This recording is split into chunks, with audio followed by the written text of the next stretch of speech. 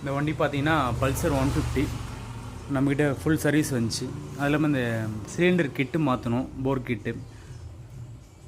அப்படி போர் கிட்டு மாற்றுறப்ப நம்ம ஹெட்டில் valve oil seal change பண்ணிடணும், டைமிங் செயின் சேஞ்ச் பண்ணணும், டைமிங் செயின் பேடு, கிளட்சி பிளேட் எப்படி இருக்குதுன்னு கழட்டி செக் பண்ணிடணும். A to Z என்னவோ நம்ம இன்ஜின் ஒர்க் கழட்டுறப்ப போர் கிட்டு, ஹெட்டில் valve oil seal, timing chain pad, clutch plate, balance, gear, so whatever என்னென்ன இன்ஜின் இருக்கோ எல்லாமே ஒன்ஸ் ஒரேடியாக முடிச்சிடணும்.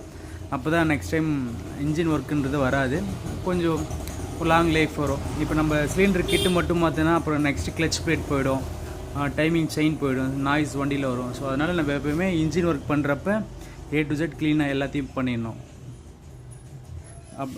நெக்ஸ்ட்டு பார்த்திங்கன்னா இதில் ஸ்டே புஷ்ஷு போயிட்டுது, அதனால் ஸ்டேலாம் கூட கழட்டிட்டு இருக்குது இந்த பல்சரில். Full service.